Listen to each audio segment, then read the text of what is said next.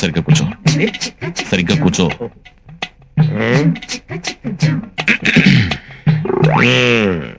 పెళ్లి కూతుర్ని పిలిపించమంటావా? పిలిపించమంటాడు బావా, అందుకే వచ్చింది. పిలిపించు. అమ్మాయిని ఒకసారి పిలిపించండి. కూర్చోండి, పిల్ల తండ్రి నేను ఉన్నానుగా, పిలుస్తాను. అమ్మా, రాజన్న వచ్చినాడు, పెళ్లి కొడుకు రాంబ్రహ్మ వచ్చినాడు, వాళ్ళ సైడ్ బంధువులు అందరూ వచ్చినారు. ఒక్కసారి వచ్చిపోమ్మా మెరుపుతీగా.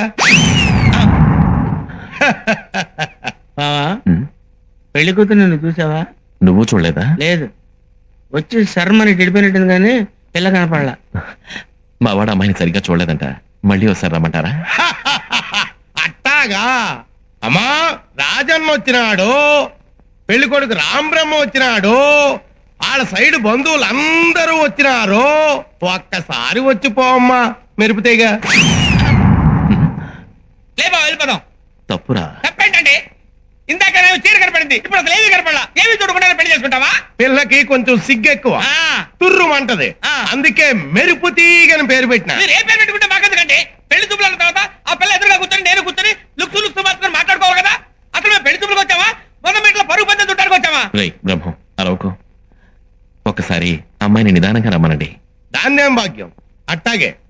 అమ్మా మెరుపుతీగ, రాజన్న వచ్చినాడు, పెళ్లి కొడుకు రాంబ్రహ్మ వచ్చినాడు, వాళ్ళ సైడ్ బంధువులు రాంబ్రహ్మ వచ్చినాడు, పెళ్లి కొడుకు చచ్చినాడు, బంధువులంతా చచ్చినారు అని ఓ దీర్ఘాలు తీసి ప్రాణాలు తోడేస్తున్నావు కదా. ఆ పెళ్లి కూతురిని ఒకసారి చూపిస్తావు. అమ్మాయిని కాస్త కాఫీ తీసుకురమ్మని చెప్పండి. అట్టాగా. అట్టాగే. కాఫీ తీసుకురా అమ్మా మెరుపుతీగ. కాఫీ నాకు అలవాట్లేదమ్మా.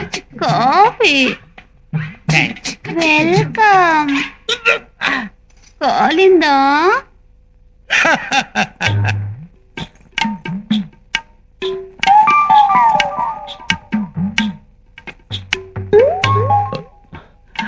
పెళ్లి కొడుకు ఇతనమ్మా, బాగా చూసుకో.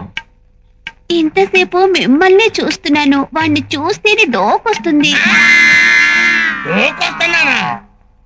ఈ జన్మలో నాకు పెళ్లి కాదయ్యో.